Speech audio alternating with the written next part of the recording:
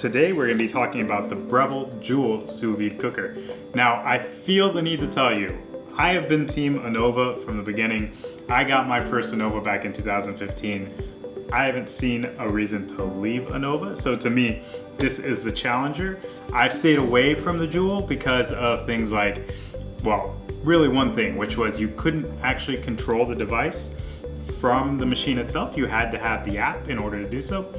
I didn't really like that setup. I didn't have a reason to leave Anova, but I'm gonna try it. This is the real true challenger to the Anova series, so I wanna give it a shot. I wanna unbox it here today and let you guys know my initial impressions. Over the coming weeks, I'll be testing it and letting you know how it really does stack up against the Anova series. I will do things like test the how loud it is to see if it's annoying or not.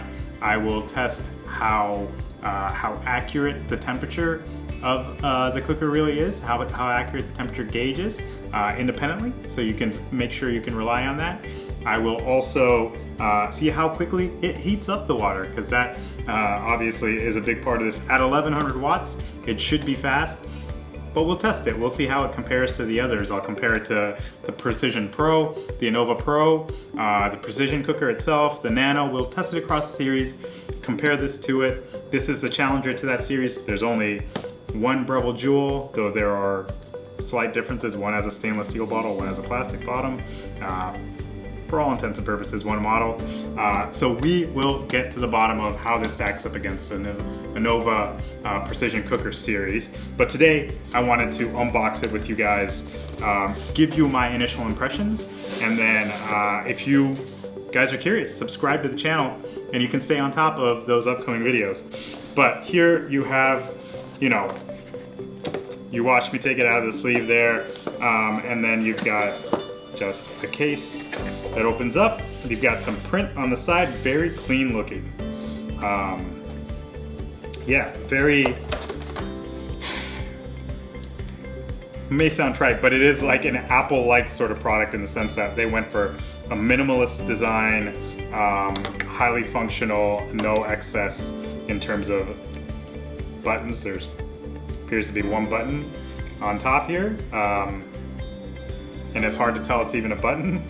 You've got one little indicator light. You've got orange for the base here. This is a magnetic base. You can set it right in a container, unlike the Anova series, right? You can just put it down, metal base, it'll hold in there. You also have a clip here. So there's a clip that works here, which I like. My first impression is that's quite nice, because what I like about it is there's rubber all the way up sort of where the clip would meet whatever container you're using, so you're not going to scratch anything you use. It's got a nice feel to it. So you've got that. While we're on that topic, I've got the Anova Precision Cooker here, so we can just look at it in terms of size, and then know that the Anova Precision Cooker is roughly the same size as the Nano. So you can compare, you can say this is comparing the Nano or the Precision Cooker to the Joule, because the Precision Cooker and the Nano are very similar in size. So as you look at these two, obviously the Joule is smaller, it's a little bit shorter, the width, if you will, of the barrel is less as well, or the diameter. So yeah, so it's a little more compact, it'll be easy to store away. You don't have the big clamp off the side. Obviously that makes a difference in the ability to store it. Yeah, so that's it from comparing it from a size perspective to the Anova. Now, since we were talking about clamping onto containers, I've got a few of them here. So this is a Cambro here. Cambro, affordable, great container to use. And clips on quite easily. You can see if I can get it lower here. Yep, okay, so it goes, slides real secure. You can get it real close to the bottom. Nice setup, works real well with the Cambro. I've also got a LipaVi container, and I figured I'd bring that out because it is the LipaVi container has a much thicker lip, but it's a very popular container. So again, let's see how that works, here, I'll do it on this side here. So yeah, it gets around just fine. Again, you can just slide it down, gets real secure. Yeah, it works well for that. So you've got the Lipa-V, you've got the Cambro, works just fine with. The other one I do want to check for you guys is a metal pot, and this is a shorter metal pot, but you know, a lot of people might want to try and use it on this size of pot. It won't clip, and the clip isn't adjustable, but that's not a worry because it does have that magnetic bottom, right? So you can just stand it up. And I'm trying to feel how secure it is. You know, let's do a test. Make sure it's actually a magnet. There you go. All right, so that is, and it does have some force. It's not that easy to pull off. But I was trying to determine whether it was just the weight that I was feeling or the magnet. I think clearly the magnet does have a pretty good pull on it. So you can put that in there, you can set it like that. So it will work with shorter pots. Also, the thing that I noticed here too is you don't, from what I've read anyway before I bought this, you only need a couple inches of water for this to run, so you can do it in shallow water.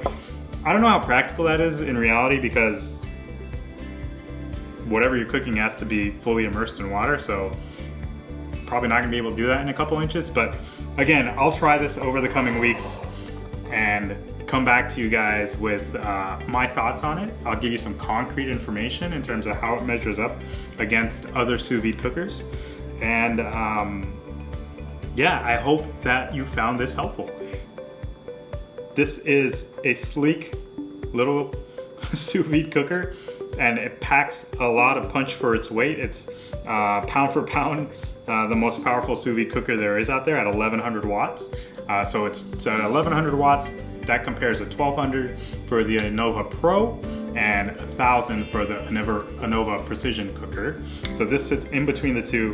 It's smaller than both of them. It's as small as Anova's intro level model, the Anova Nano.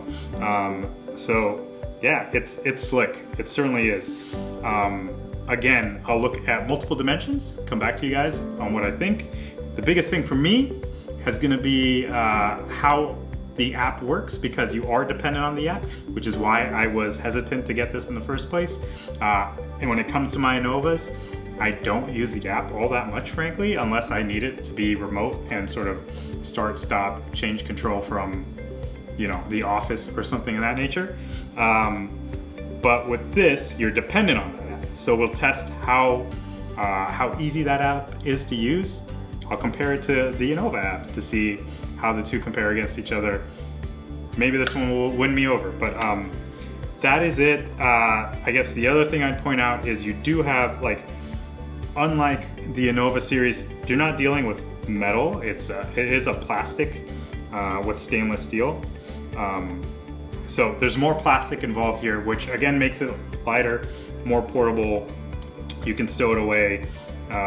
Maybe a little easier given the lighter weight, but that is one thing I'd point out is very sleek, but more plastic relative to other sous vide cookers. And with that, thank you. Make sure you give us a thumbs up, subscribe, particularly if you want to see the follow-up videos on this Breville Joule sous vide. Thanks, bye.